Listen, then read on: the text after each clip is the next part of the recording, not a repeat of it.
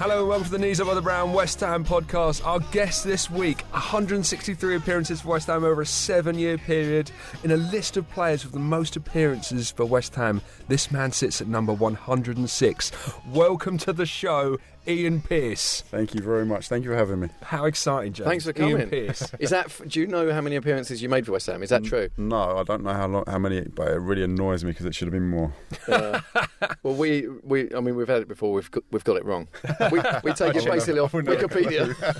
I checked multiple sources. Here's one interesting fact, Ian. I don't know if you know this. You've got 118 Premier League appearances for West Ham, and there's one other man with 118, Paolo Di Canio. No, see, we were on the same sort of skill level. What, the dream partnership up front. Oh yeah, I had a little go up front. Yeah, it was good fun. It was that was one of my favourite moments going up front for us, but it wasn't good for the team because we were obviously struggling if I was put up front. But I was replaced by Freddie and Paolo, so I didn't have a leg to stand on. Really, I like the idea of you going to manager's office and going knocking on his door. Come on, I should be playing up front. Who are these Paolo and Freddie guys? See what I'm capable of. It was like that. Rhoda was the manager, and I went along and I said, look, because Freddie was injured, I think, and we didn't have a big presence up front, so Jermaine was doing all the work up there, and so I just went along and said, look, if you're really struggling and he needs someone to go up there, then I'll do it. I don't mind looking stupid, and just to try and get us a flick on for Jermaine or whatever. And he said the next game, I was only joking really, but the next game he put me in. Incredible. Well, we're going to get into all that later on in a proper Ian Pearce chat in a second. But James, maybe we should begin with just quickly reach out. Four tops. Yes. Kuyate last minute equaliser. Yeah. That was nice. It was lovely. A rare come from behind. Yeah. To snatch a point. It felt like a victory in the end. Yeah. Although we should be doing best against Norwich. At home. Well, yeah. Well, we'll talk about that a bit later on. Maybe begin with some feedback from last week. There was multiple topics. Well, my favourite thing was there's expat Hammer, and he said a few things. The opposition view in podcast form. We had a Man City fan on last week. He said, "Wish Mr. Gent would have been angrier though, just for my benefit." He also tweeted a picture. He's found the West Ham Way.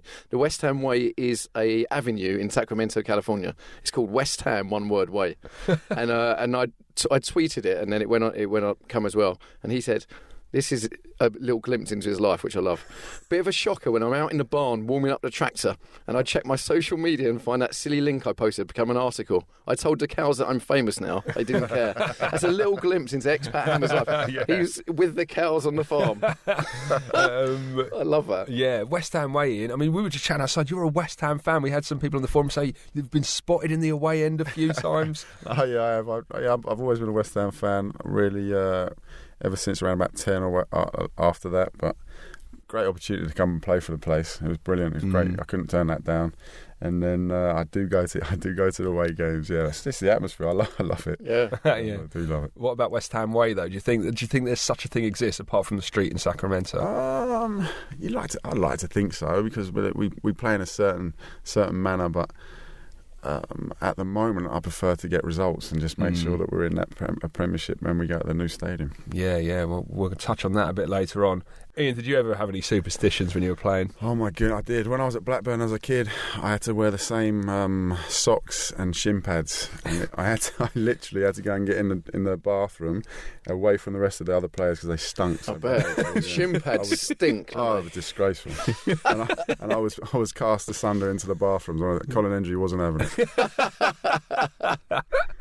And as was said earlier, we're delighted, in fact, to have Ian Pearce in the show. You touched on earlier, 1997. Were you a West Ham fan to begin with in the early days? When I was a real young kid, it was for some reason, I think it was, I used to like Liverpool. But Dalglish, it was because of Dalglish, and that was it. But then, as I got the chance to actually go to games, then it was West Ham all the way. Wow. Yeah. So then 1997 happens. Ace of Base in the charts. Harry Redknapp on the phone. Ace of Base on the phone. Yes. Harry Redknapp in the charts. In another world. In another world. You're at Blackburn. Get the call. Yeah. Was it tough? Did Tony Gale influence your decision? Gailey was. He was someone I spoke to, but I knew I had I had a chance to go to Palace or West Ham, so I was just desperate to come back down south. I was just having my first baby, so. When the call came in, I was actually preparing for a game. It was a Coca-Cola Cup game or whatever the games they were, the League Cup or whatever. was actually sat in a team meeting, and the manager, Roy Hodgson, took the phone call, just looked at me and said, "Right, you're not playing. You got to go and you're allowed to go and speak to West Ham. We've agreed a fee." So I literally picked the car up and ran down the M6. Amazing. And Roy Hodgson, now England manager. Yeah. He had a bit of a nightmare though, didn't he? At Blackburn. It wasn't particularly good, no. But he's a great, unbelievable coach, and he sold me there, and then he got rid of me at Fulham. So he obviously knows his players. But up there it was a little bit difficult because a couple of the players had big personalities up there, and so he was struggling against that a little bit. And then you come to West Ham, I think it was 20th September 1997, according to my research. In the team that day alongside you against Newcastle, Rio Ferdinand, Frank Lampard, John Hartson, Al Berkovic, like great team. As we touched on outside, also Ian Dowie. So, that's an interesting time to be playing for West Ham. It was, to be honest, it was a great set of lads I walked into. They all made you feel welcome, and Downer was one of the best ones because he could charm the birds out of the trees. He could just speak all the time. He was really good fun to be around him, but if you had to go careful because if you turned up with anything wrong, he'd be on you and he'd give you all sorts of stick. But playing with Rio was just a kid, and he was on a different planet to what he kept on, because Rio's Rio. He wants to come out with the ball, and then he was taking chances, but then he kept on passing it to me I was like, what are you doing? I cannot play like you. You either have it back or it's going. No, but it was a great time. It was a good team, lovely, a young team as well. So me, David Unsworth and Rio we were about 20, 22, around that age. So it was a good team to be involved with. Rhino Unsworth, I've forgotten about him. Quality Rhino. Did he leave because his wife wanted him to move up north? That was allegedly. I do believe that might have been true. Then he went to Villa, didn't he? And about 2 days later said, "I've made a mistake. I want to go to Everton." He was good, Unsworth, wasn't he? Was good, yeah. In fact, we were touching it outside. So Bilic left that summer, and then you were I think you were saying that Reaper was pretty much you were replacing Reaper. But I mean, now look. I know, yeah. No, that's the thing. He was. In fact, Slaven come back a few times just to see the lads, I think, and then he came in, and he'd always be really genuine, really humble, and lovely to speak to. Very intelligent man. He's got lots of languages, isn't he? So what he's doing now is, long may it continue. It just keeps going the right way. Yeah. And then so if we kind of go chronologically through your career, that first season, John Hartson was in the form of any West Ham striker ever. You wouldn't believe it. He was unplayable when he wanted to be. He was unplayable, and I just luckily in training he didn't try a tap really, because he saved it all for match days, which was perfect. Because you'd end up playing against him. He'd say, "Come on, Johnny, let's," because every now and then he'd have a little switch. But the nicest man ever, and it was good to have him, Unzi, and later on Ruddock around, because we'd have a social. His shorts were tightest. Kept on getting weighed in on a Friday, so you have to weigh him. So as long as I wasn't the heavest of them around, it was all right. Who was the worst offender out of that mob then? Ruddock, yeah. He was. Ruddock was Ruddock was a law unto himself, really. But he was great left foot, and he was fun to be around. That's the difference now, I think, and it's it's gone the other way a little bit. We had a real fun playing. And we were just on that cusp where you could sneak away to have a drink on a Tuesday as long as it didn't interfere with what was happening on a Saturday. And so the social side of it was good as well. Yeah. In terms of characters, I mean, that first season of yours, I think Ian Bishop was still around. Yeah. John Moncur, the funniest man in football. Well, I mean, every ex-player we've spoken to tells us about John Moncur, always getting his old boy out. Oh my God. Maggot. That train there. Were you on the training ground that day? Mushroom. He come out that day because he had the hump with the kit man. So he had the hump with the kit man. It was raining. There was all sorts going on, and he came out. We were all starting to get ready, and we said, "Wait," because he'd asked the kit man for something, and the kit man thought it was his own stuff, so he didn't want to give it to him. And the thing was, it was open day. There was punters there. All the fans were there, and he's looking.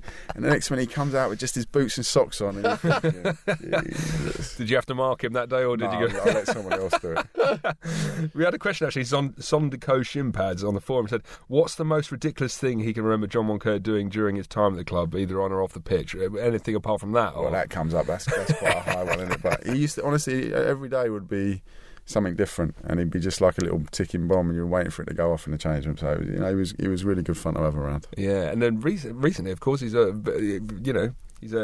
man of God now. Yes, he is. Yeah, he's Seen the light. And he's born again. But I see him the other day. He's just the same old John. And I know that George is religious as well, so it must be a family thing at the moment. Yeah. So we had a great run in the Cups in your debut season, and obviously, Arsenal were the ones to end it. But I remember, was it a Highbury in the quarter-final? You got on the score sheet that day? I did, yeah. I got on there. I don't know, that was another eye shut moment, and then they come across. I remember it was in a penalty. It come from a corner, and I hit it with my left foot, and managed to just get it in. So that was enjoyable. But then I think he gave away the penalty to let him consider. It was Martin Keown, What was he doing there? But mind you, what was he doing I watched that back today. He takes a dive there, doesn't he? He thinks about it, and he goes down. He should never have been there. That's the thing. That's what was annoying. I actually said to him afterwards. But then, playing against. To be fair, I don't think I got many results against Arsenal, but in that Bergkamp played that day, I think, and they were some team then. So yeah, and then you took them back to Upton Park and lost on penalties. Yeah, so Did you think your name was on it that day, that season? I thought we might have a good chance. I got to be honest, and I wasn't very. I've not had a great whichever club. I've not had a great run in the cups. Even at Blackburn when we won the league, we never did all right in the. And stuff like that. So yeah, it was. I'd have loved to have gotten to Wembley and played at Wembley in a cup final. I'd have loved it. Yeah, but of course, was it Smashy Abu was knocking around? Abu, word on the street, he's a cab driver around the ground at the moment. Behave yourself. That is genuine. I'm not so sure he passed the knowledge about it. My mate Scott Means just done the knowledge. It took him about 7 years, but Abu would have been about 20 years. Maybe he's an Uber driver. You know what? He sat in the change rooms once, and he never ever got changed. I never got changed before, even if you knew the day before you were playing. I still never got changed until the manager named the team. He come in once and he was stripped, all the gear, and Harry's come in and named everyone and looked at him. He said, "What are you doing? Get dressed." And he wasn't even sub on the day. I was like, "That's a lesson learned." No. I would never ever take it for granted playing. What was his banner? Could he speak much English? What was his banner like? He didn't really need banner because he was just funny with the way he just carried himself. But no, in the end he started to get a little bit more English involved. But to be fair, at that time we had a lot of French players, so more French was spoken in the change room than English. Yeah. So the following season, your second, we had our highest ever Premier League finish. In fifth, and then only Rio and Shaka Hislop made more appearances than you that season. Yeah, I think I'll come runner-up player. Hammer of the year. You did. Yeah. To Shaka, I mean, come on. Shaka just used to use me as a blooming landing mat. Every game he landed on me, and he was so laid back. It took him about 5 minutes to get up because he was just. But no, that was a really good season. I enjoyed that season. It was and it just annoyed me because I broke my leg right at the end. I think against Tottenham away. I didn't realise I broke it. So I would come out of. I broke it, carried on, or tried to carry on. I think I might have even carried on and then came off. But then they sent me for an X-ray on a Monday, so I was in London, and I was walking back to the station, and the phone went, and the physio goes, "Where are you?" I said, "What do you mean, where am I? You know where I am, I'm getting an X-ray." He said, "Look, no, I mean, where are you?" And I said, "I'm walking back to the station." He says, "Please stop walking." I said, "What are you talking about?" He went, "You've got a fracture in your knee." So I had to get back to and then get some crutches, and then unfortunately it went downhill from there. Yeah. Times have changed. Yeah. Can you imagine now? Physio calling up. Yeah. A week later, by the way. Do you think they have changed though? Do you think something like that still goes on? Yeah, I think it still goes on, especially for for certain people. I'd imagine in a team it would still go on but not for the big stars. They'd be getting carried everywhere. Yeah. That season, I feel like it was a real kind of a change for West Ham because Julian Dix retired in that season as well. I mean, and now he's first team coaching. Yeah. Like, can you imagine it? He seems, from what we hear, he didn't really listen to coaches at the time. But Dixie's got a football brain, and so Dixie will know. He was whenever you had conversation, when you could have a sensible conversation with him, he was always talking about football, and he knew the game inside out. And he don't play for Liverpool, don't play for West Ham to the level he did, without knowing the game. But I will say, for warm-up, we used to go out to warm up and he'd be in a bath with a can of Coke warming up that way. So, but he wasn't what a play. He had a left foot like a wand, didn't he? So, I just think if he's coming down and he's being serious about, or when he comes into serious mode and he's talking about football, you know he's talking about. So Yeah. What was it? I mean, you came in towards the very end of his career. I mean, did he still have that magic then, or could you tell? Was the end was right on the wall for him? I thought he did brilliantly to even come back from his knee, because he was in a lot. I think he was in a lot of pain while he was playing. When he was playing at the left-sided centre back, he could protect himself a little bit. He didn't have to go forward so much, so he could still play. And if you get the ball to his feet, he could pick people out all over the place. His delivery was fantastic. His range of passing was brilliant. But it was just the movement towards the end that was a problem for him. But what a player!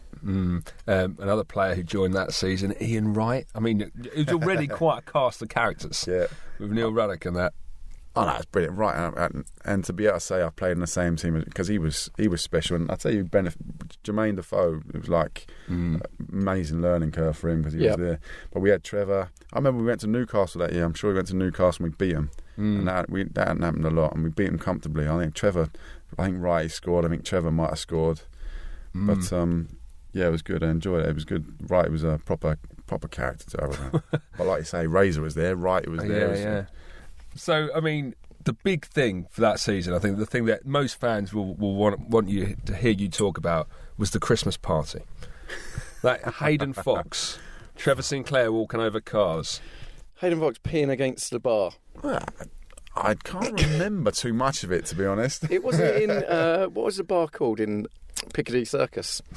Sugar Reef. Sugar Reef. Might have been Sugar Reef. Sugar Reef. I'm not sure I went to that one. I think I might have been injured and I might have missed it under duress. But Foxy was tops. Typical Australian. Loved did everything like hard 100%. So he played 100% and he could have a drink 100% as well. So we had a few. That was the thing. There's so many of us.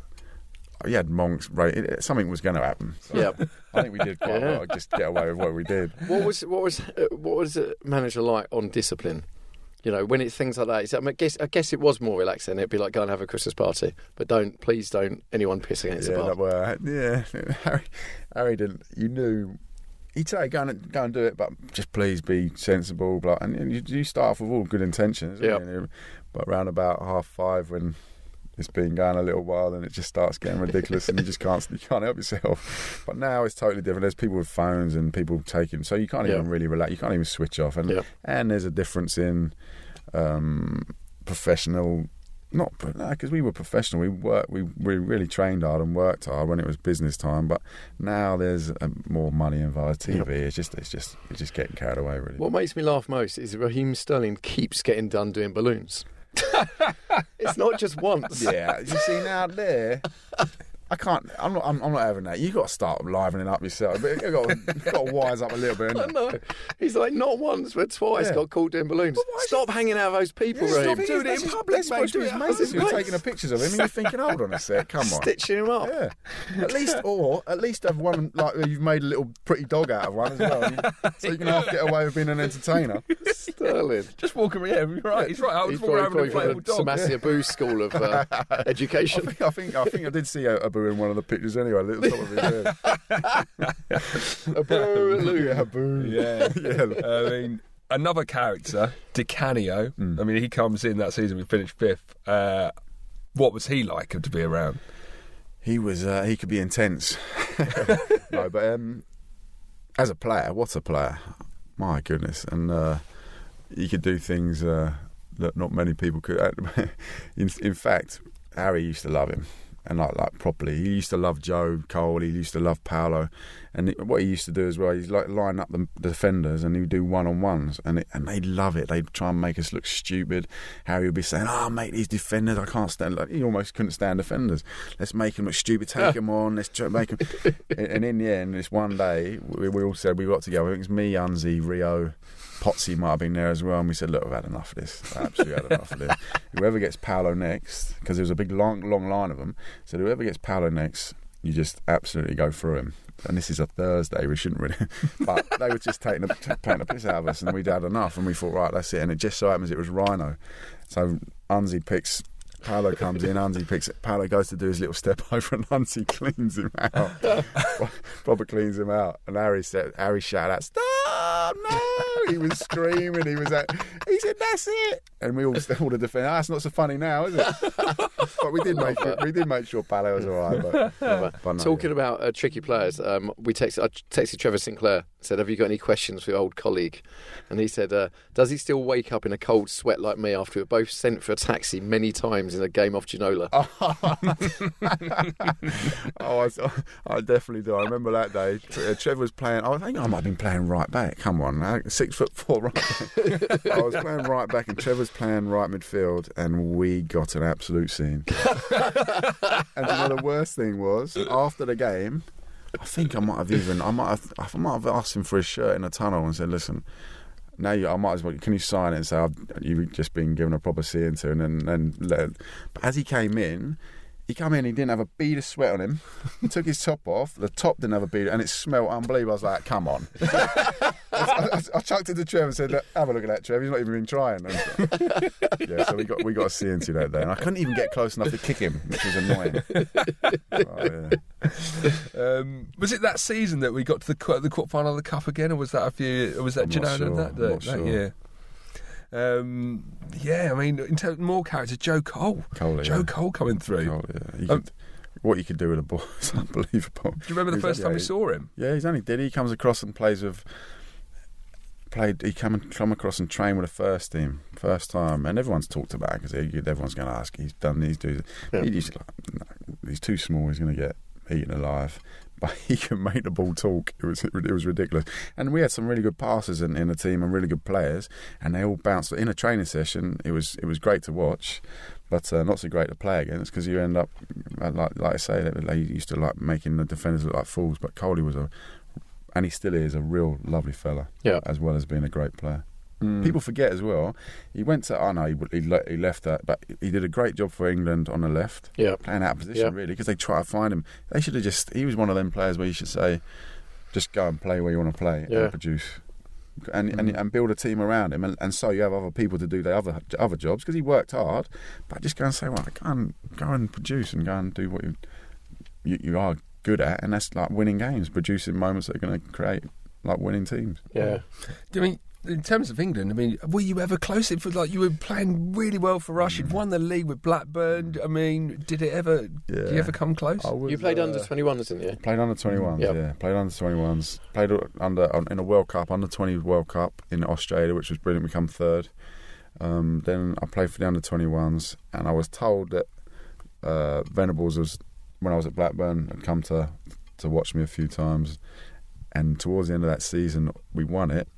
And I was supposed to be the next season was supposed to be getting closer and closer, but sadly I did my ankle, so I was out for a year. So after that, you can still come back in it, but there was just too many other good players then. I'd had my sort of window, and it just gone. But I enjoyed my time at West Ham, and there's still rumblings on the second season when I did all right. And I was told people are watching, but listen, every player says the country's watching. But it would have been lovely. I mean, watching the World Cup in 2006, it was just majority West Ham players that you would have played with, right? Yeah. Oh no, yeah, but that's brilliant. I just thought, and people like Trev deserved everything he got because he worked so hard and he was an exceptional player. So I used to love watching them. I used to love watching my players and just hoping they did well. So season 99-2000 starts, and obviously Stuart Pearce means you only play 37 minutes that year. Tough. Yeah, I mean, everyone says I used to be injury prone, but I didn't. I used to have big injuries. So instead of little nigga, I'd have the ankle one was a problem because they said I could have been finished at 21. So that was to come back. I was really happy I came back, and I was lucky for a surgeon up north, Mr. Hodgkinson. So he saved my career. So that was. So then you think you're through it. Yeah. But then I said I broke my knee against Tottenham, broke my leg against Tottenham, and I think then I might have done the damage then. Because then they rushed me back to do the Inter Toto Cup. Inter Toto, yeah. Inter Toto Toot Bob. So we played at Heerenveen, and I hadn't played at all. And the gaffer, he put me in, so I played that game. I felt okay, but then the first game of the season came out when it was Tottenham again, and it was a funny. It's a strange. Looking back on it, I felt funny in the tunnel before the game. Like it's like listen, I'm not into all that, but it was almost like because I wasn't nervous. Like I always was nervous before a game, and I wasn't nervous. And we went out, and silly, my namesake, he was rushing around like a blue-ass fly on the day, because he was trying to impress or whatever, and he appeared from nowhere, and my leg got caught in between his tree trunks, and then that was it. It was like my knee exploded. So, and that was it for that season. So it's horrible. It's a horrible feeling because you just want, as a footballer, you just want to play. Yeah, you want to play. I mean, it must have been a weird season to kind of be sat on the touchlines watching, because the wheels kind of came off, really. But it had been progress up until then in terms of you joining West Ham, and then Rio goes, and then Harry Redknapp ends up getting sacked in the season. I mean, what are your memories from that time? Like? Yeah, things change, but I've got to be honest, I'd struggled with just trying to come back. And then when you're sat there, sometimes they do their best, but you just don't feel part of it as much. But then you're watching and you're willing them on, and then you see these different things change, and you see different players leaving, and you do wonder where we're going to go. But listen, the club always changes and always evolving. So, and at the time, I was just desperate to come back. So I was concentrating on that and a little couple of setbacks, and it took a while to come back. When Rio got sold, how did you feel like, oh, this is a bit at the end of an era, a bit in a way? You knew he was going because he did. I'm friends with Rio now, so lovely fella, top person to be around, but what a player. So you knew he was going to go to another team, a team that was challenging for the league, or a team that was going to be winning honours, and it surprised me a little bit. But at the time, Leeds were throwing the kitchen sink at it. They were going in Europe. So the fee didn't even surprise me either, to be honest, because he's just worth his weight in gold, and like he showed when he went to Man United. So you just see him going. It is disappointing, but sometimes you can't hold on to some of these players. Which was, if you look back, if we'd have held on to Rio, Frank, Jermaine, Joe Cole, Glenn Johnson, Carrick. Oh my God, Carrick in midfield. What a player. Trevor, Jermaine, and we'd have. You sometimes think, well, what if you could keep hold of them all? Why wouldn't you have been challenging for the top of the for a title or whatever? But it just doesn't work like that, I'm afraid. I mean, into those players you just named, how many Champions League and Premier League medals between them? Sensational, yeah. Incredible. Yeah. Silverware. Yeah. Sold off. Yeah, no, that's true. So I guess the big end of 2001, Harry Redknapp gets sacked. We had a question from Big George on the forum. Did any of the players have any idea why Harry and the board had fallen out? Were the players aware of what was going on? Was it a surprise? No, it was a surprise, really. Yeah, it was a surprise. And then Glenn took over. Glenn Roney, yeah. And no, it was a surprise at the time. There was rumblings, but even then you didn't take it serious, and you didn't really know the ins and outs of what was happening above us. But when it happened, it was a shock. It was a shock, and then it took a while for the players to settle. And they chose to go with Glenn, and you have to get on with it as a player. So when we talk to ex-players, a lot of them say they were up for Glenn Roeder. That he seemed like a really good coach. I mean, was that an opinion you shared? Yeah. No, he had a way of working, and you could tell he was a good coach. It was just sometimes you'd wonder about the way he could deal with big personalities. But even then, he came through it, and he put his stamp on it, and he tried. It became 7th, I think, or something. Yes, seventh, wasn't it? Yeah, 7th. So he did well, and then just so happens the next year it started off bad. I think we started off badly, didn't we? And then it just until Christmas. If we had done at Christmas, we accelerated and did really well. And it was a little spell. Yeah, and then sadly he had the illness, and so he did really well to come back from that, really. And before we dwell on that kind of the end of that season, there's some characters knocking around the club just before. Jimmy Bullard, for example, who I don't think he actually played a game, but I mean, on the training pitch, could you tell this guy was insane? Listen, Jimmy's favourite day back then was the first day of pre-season, because he could run, and everyone else was just unfit, so that was his best day. But back then, if you brought the balls out, he just disappeared. But no, he was. You could tell, he's nuts. But Jimmy came back. I had him at Fulham as well.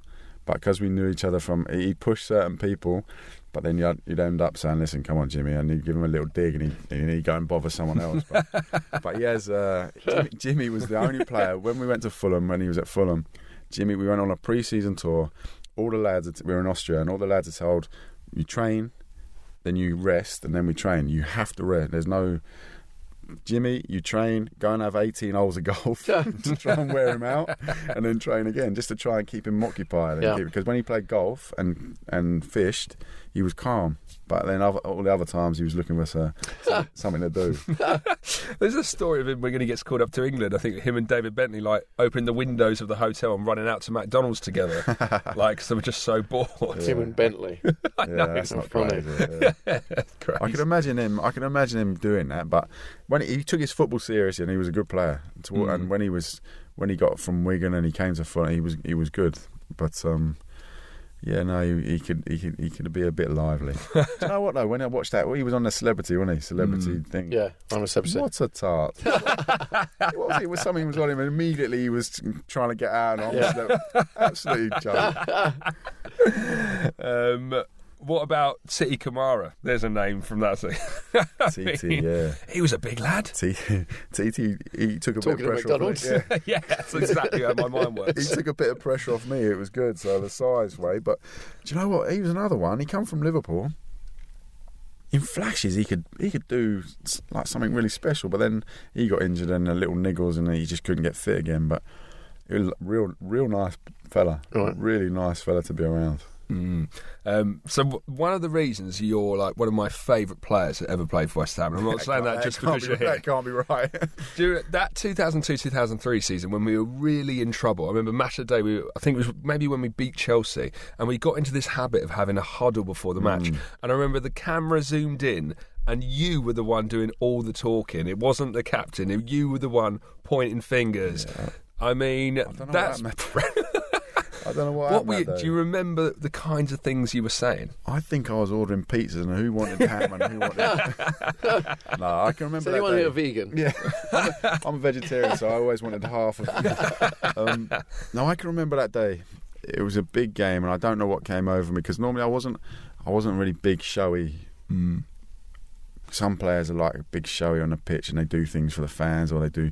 I'd like to try and show them as in playing or perform. But that day it was a big game, and we needed something come over me, and we just felt like we needed to. I think someone else had a go, and then just to push home the point and really understand how big a game it was. Game it was. And see it, and then probably them looking at me going, "What's he going on about?" So at least it made them relax, or a little bit of a laugh about it. I remember I did it once. I had a meltdown at Old Trafford. When we got beat 6-1, I think, didn't we? And it might have been worse. And it was one of those days. Was that Gary Green? Yeah, me and Breedy. I watched that with a Man U fan. Yeah, that wasn't good. And at the end, we had a goal, didn't we? That was disallowed, even though it was a genuinely goal. And the Man U fan I was watching it with was going, I was like, have some. Yeah, come on. Respect. Have some respect. I can remember we were one. There's only one or two at half time. And I remember the manager saying, "Listen, we'll leave here. We just all that's important. It was a cup game, so all that's important because of the position we were in the league is we leave here feeling good about ourselves, a good performance." So 7-1 at the end, or 6-1 or 7. I came in and I had a proper meltdown in the change room. Really, it was one of them when I went. And I don't, like I said, that was probably that one time, and then I had to go into the bathroom after venting. So it's absolutely caning myself as well, because I'd been the defender. Me and Breeny we had a bad day, and then so then I'd done that, and I had to like deep breathing. It was one of them into a bag in the toilet, because everyone was like, hell. Afterwards, about 2 days afterwards, I got tortured by the players, and I absolutely tortured from them. So what were you doing, you lemon? But no, yeah, it was big games. All the players knew, and they were really aware that we had to step up, otherwise it was going to get embarrassing. I mean, do you think part of it being a fan as well? For me, it looked like, God, this guy, like, we were in this trouble, and this guy cares. He really cares. Oh no, yeah, but all the team did. But every now and then, like I said, I don't know what came over me that day, just because it was. I didn't really like doing that in front of, because I sometimes question some players when they do it. But no, we were devastated that year. I was devastated that year, and it annoys me now that on my CV I've got a relegation, and I've got a relegation with West Ham, and I can't stand it. And even now, it just irks me constantly. So, well, I almost hate to bring this question up, but we had one from a guy called Billy Bond's Ball Bag. He said, my question to Ian would be... It might be Billy Bond's actual ball bag. Who knows? Ball bags. Who knows? His ball bags. He's doing well time. Do you ever wake up in a cold sweat thinking of the missed chances in that Southampton game? It was a big ask to expect a defender to show the clinical finishing of a striker, but if just one of those chances had gone in, well, who can say how our season would have panned out? Wow, just to be clear, I'm not holding you responsible for our relegation. Yeah, wear that. No, I can remember that. I think that was the first time I played up front, and I'd gone through, and I was one-on-one with Ante, and Ante reminded me of it later when I was at Fulham. But yeah, no, I should have scored that day, and that you, when people don't, you actually think about those moments. Yeah, I bet. I was lucky to score because I scored against Bolton, I scored against Middlesbrough, and I think I got another one somewhere as well. So. And he realised as a forward, that's why I used to like playing up front, because one chance is you got another chance coming along. When you're at the back, you make a mistake. It's normally a goal. Punished, yeah. It's normally a goal. But I always do. I always wake up and think, why could I have not just slipped it and scored? But I remember Shearer used to say, when you get into those situations, just put your foot for it. So I remember trying to do that on the day, and obviously I wasn't Shearer. But no, those moments, they all add up, and it's horrible. The worst one for me was Middlesbrough. I'd scored. We were away. I scored against Southgate and Ekiog. So that was a feat in itself, because those two were formidable. But so I was lucky enough to have scored, and I was just absolutely goose because I'd done a lot of running up front. Yeah. Because Jermaine sometimes didn't. No, I'm only kidding. No, Jermaine was. So we'd done a lot of running, but then they got a corner right towards the end, and so I had to go back and then trying to switch back, which sounds stupid because you should be able to do it easily. But I was marking Ekiog, and he had the ball cut came in, and he had a run on me, and so he almost used me as a step ladder and headed and scored for us to draw the game, and I was devastated again. And so he's right, but everything it adds up, and all these little small things, and then you realise if I could have just nicked a point there, 2 points there. But even at Bolton, when we lost at Kocher's goal, and I ended up getting sent off and trying to fight everyone on the pitch. It was horrendous. We had a few questions about that. I mean, but what happened there? There was just the frustration. Red mist. Yeah, that was proper. That was like we knew that day it was winner take all. Really, if we'd have beat, we were just as good as them, or better. Yeah. And on the day, Kocher goes and rifles one in from the 18-yard box, or just outside the penalty box, top corner, and you're thinking, and so then we ended up throwing a kitchen sink at them, and I remember it. I remember the keeper caught it, threw the ball out. I was up front for some reason. It was towards the end, and I had to run back. And I thought, and I can remember I think it was Charlton, little fella Charlton. He was a good player, but he got on the ball, and instead of just running with him, I just, like you used to do in the playground, he used to smash him, and his legs caught, and he went flying. So then he popped up, and then that was it. The red mist came, which was stupid. The first one coming towards me, and I think the first one coming to me was Charlton, so it must have been someone else, because I thought, I can't smash in because people will say I'm picking them. So then Bergson come up, Nolan come up, and I was doing, and it was terrible. I was trying to do everyone. And I remember it was Ryan Rennie. He was the one who sent me off as well. I said, what are you sending me off for? Was it you, Ryan Rennie? Yeah. I'm sure it was. God, what about Ryan Rennie? He was on a show we've just made, a quiz show. A month ago, yeah. Ask him about it. I would have. Get any I questions didn't even right? think about that. No, he's not. He might be from the Samasia Booth school.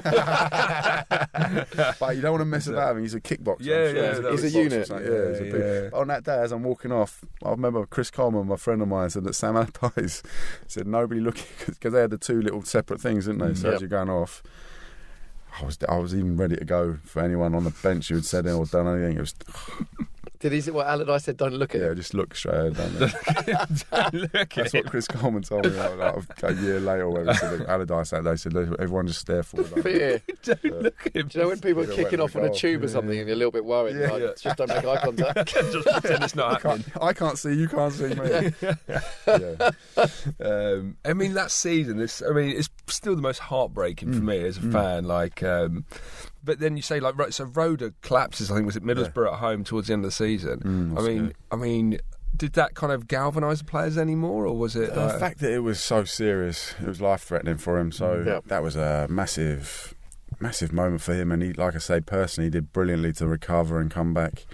There was a part of us then first of all, you're just hoping he's okay, and then second of all, you're thinking, come on, let's try and do it for him, or and then when Sir Trevor comes and he's the manager, he was brilliant, Trevor, to deal with the situation, to come in how he did, but just the way he was with the players as well. He was a proper football man, and he told you straight. That's what I loved. Yeah.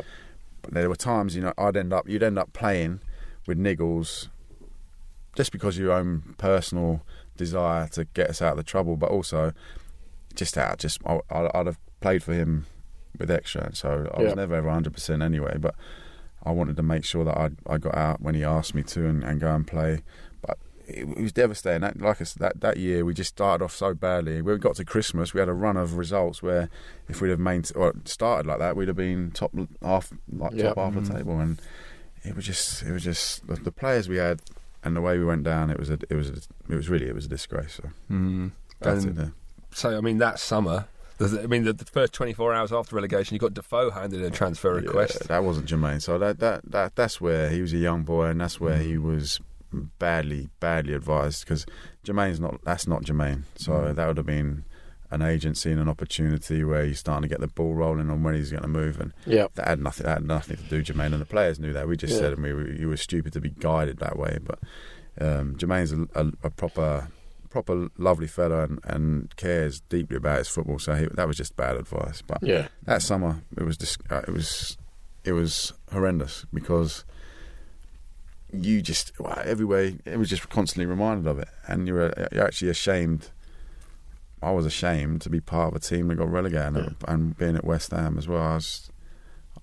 And then you get to halfway through the summer, and you're thinking, well, there's only one thing you can do, and there's trying to be part of it to get them back. Yeah. But then you see people getting sold off.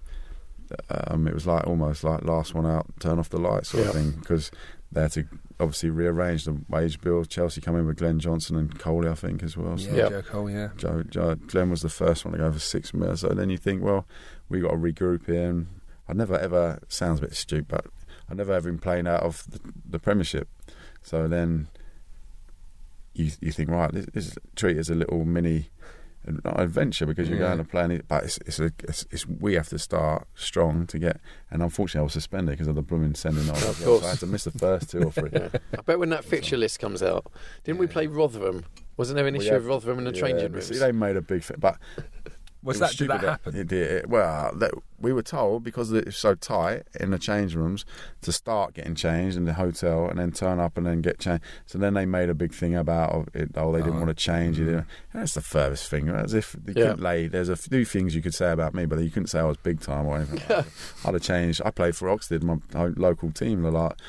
And I'd have changed anywhere. So that was a load of rubbish. People just looking for angles, and I think we lost that day. Got his teeth knocked out. So that wasn't a good day. I can remember he was looking around the pitch for his teeth, Christian Daly, and found them and had them inserted back in when he come back down south. Couldn't believe it. So I thought my day was bad. I thought my day was bad. He was like that.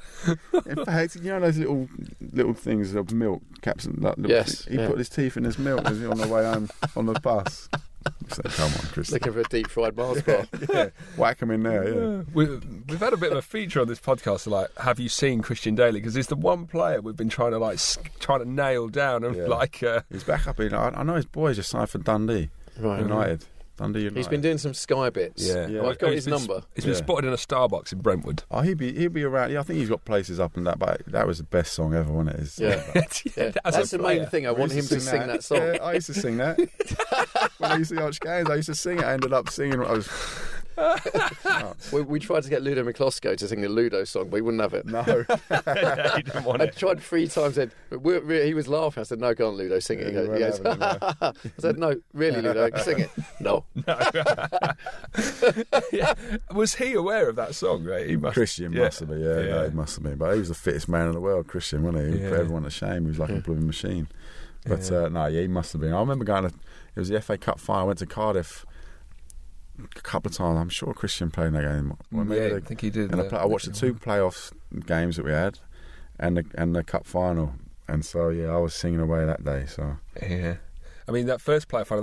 That season you played him, we got to the playoff semi-final. Yeah, and I was devastated. I wanted to be. I didn't want to leave, to be honest. But in circumstances, it went, and to be honest, I was rubbish at Fulham anyway for the first year or whatever, so I should never have left. I didn't want to leave West Ham, and then going to watch that game was bittersweet because I wanted to be playing part of it. I wanted to be part of the team getting us about. But who was that first one? Was it Preston or Palace? Palace was first. Yeah, beat Preston.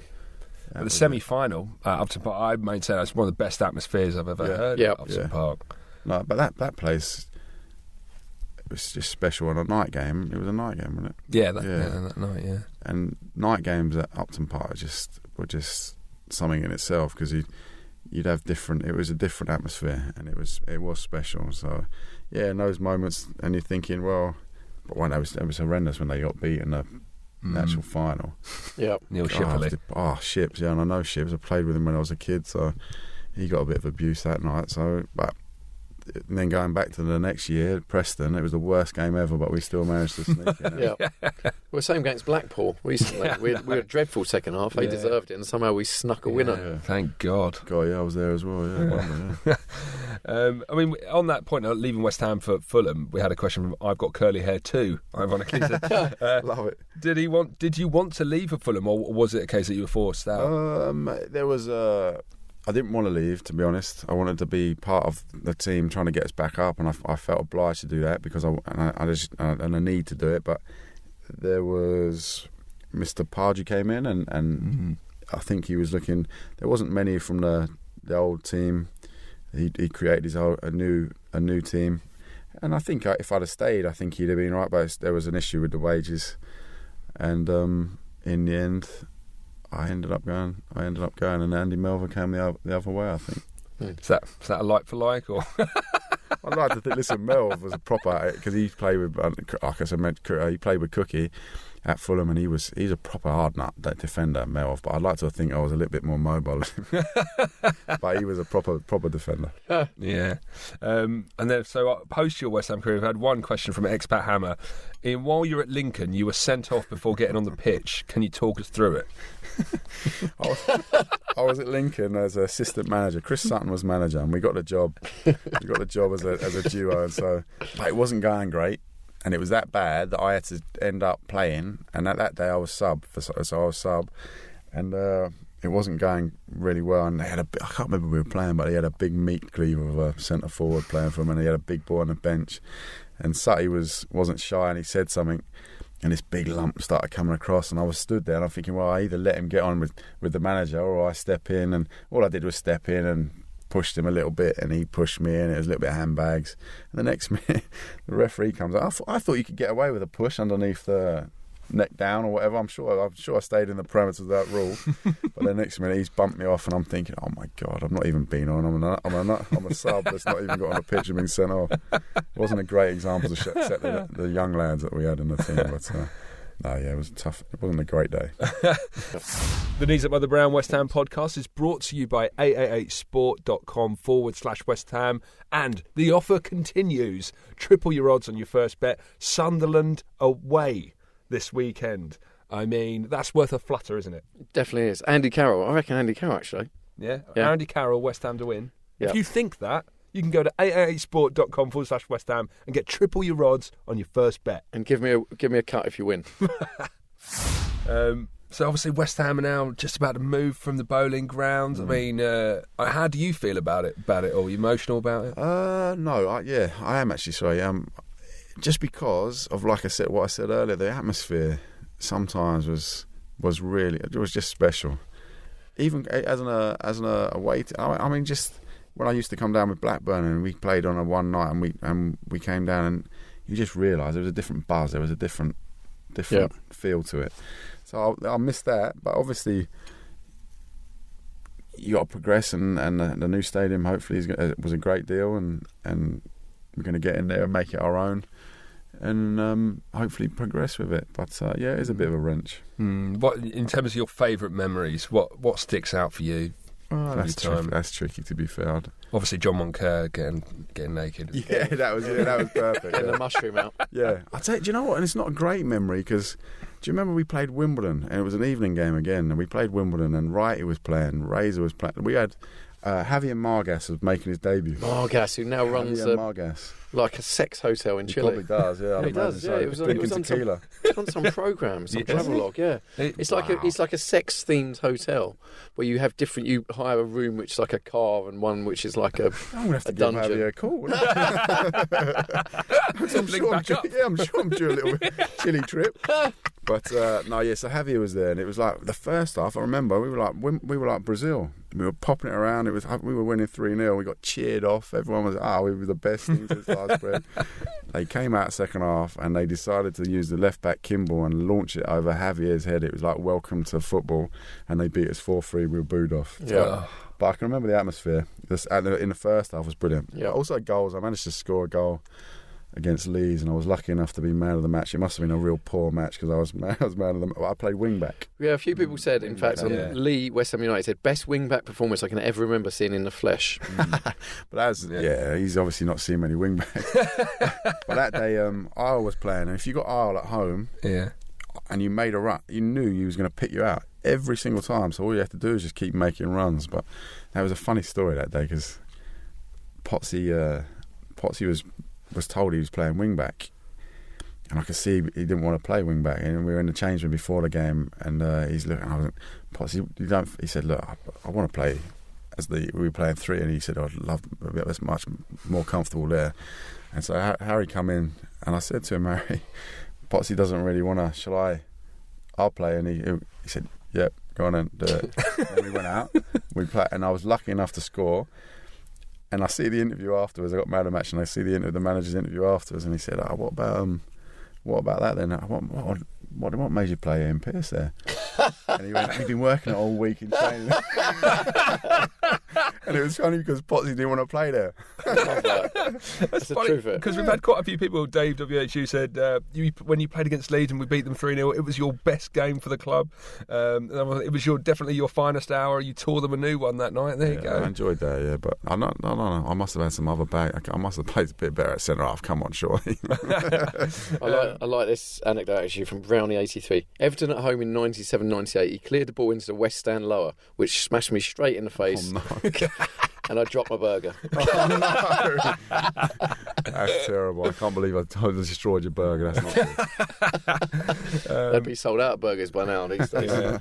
And lastly, best goal. I mean, there's a lot to choose from. We have to talk about the Spurs goal. Oh, yeah. I mean, that goal at White Hart Lane. Yeah. Is that the best one? Definitely. Just for the...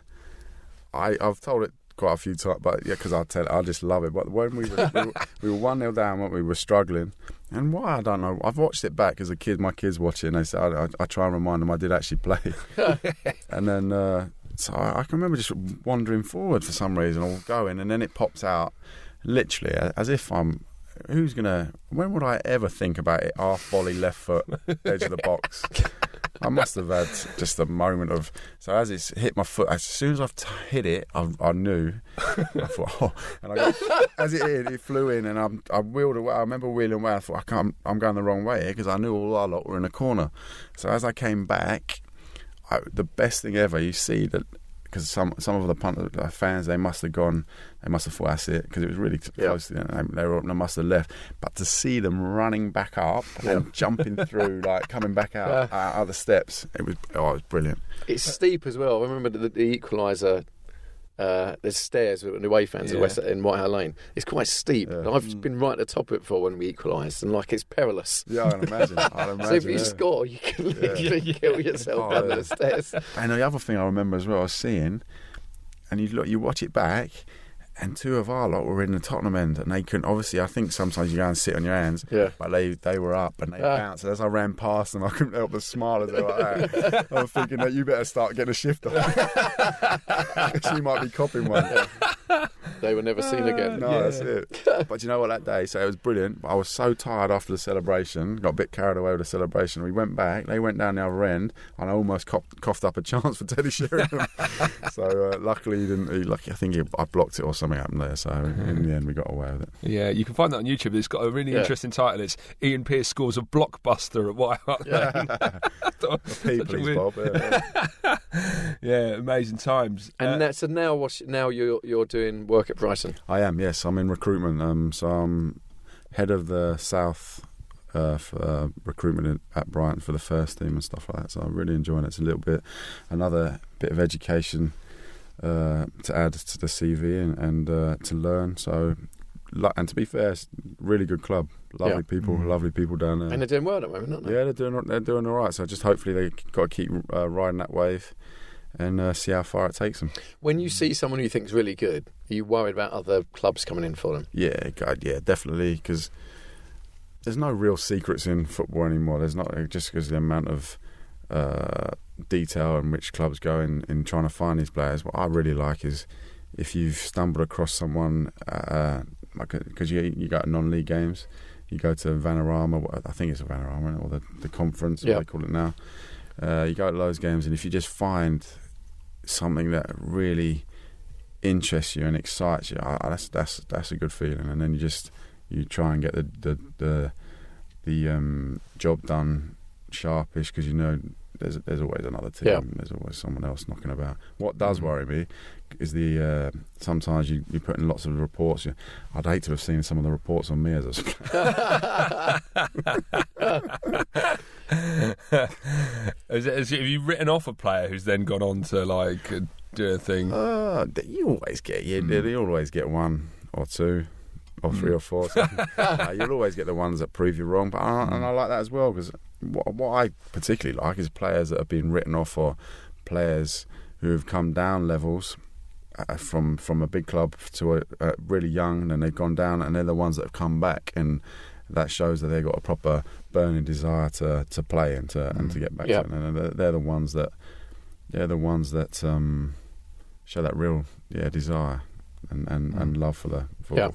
Yeah, and not to be too morbid, but obviously the Shoreham air crash happened right outside Brighton's training grounds. Was that your office? Yep, it's terrible. I remember seeing the clips, and that road there is the road which really close to the training ground, and it's a horrendous thing for the families involved.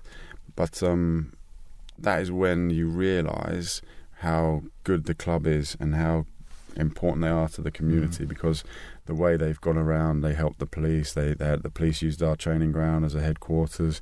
The families they tried to look after the families. They tried to do everything possible to help, and that's when you realise that it's proper. It's a proper club. It's a community. It's a proper club there. All right, well, I think we should wrap up there. I mean, I should just say, when we went on the forum and said, give us your questions, everyone was like, Ian Pearce, thank you for the memories. So, on behalf of us two as well, so many good times, great finishes, so many good matches, and some amazing goals along the way. I really enjoyed it. I was lucky enough to play for West Ham, so that's all I can say to people. Lucky enough to do a job I loved, and I was also lucky enough to play for some great teams, and West Ham was perfect. Amazing. Yeah, and do you still get recognised on away games? Do you get that? Spat on. Every now and then, but not so much. Listen, I'm getting fatter and greyer, so it's all changed. But no, not so much. I mean, you don't look as different as Arnold Berkovic does now. Have you seen a picture? I haven't seen a picture of him. Oh, yeah. I'll show you afterwards. It's frankly shocking. Really? You wouldn't pick him Has up. he gone big? He's gone bald. Has he gone Kenny Sampson? He looks like an apple. He's enjoying himself. Excellent. Ian, you're on Twitter? I am, but I know. Yeah, Piercy Lump or something like that. I'm not sure. Piercy Lump. Yeah, Piercy Lump on Twitter. There you go. Set up for me. That's a joke. I should really have thought about that.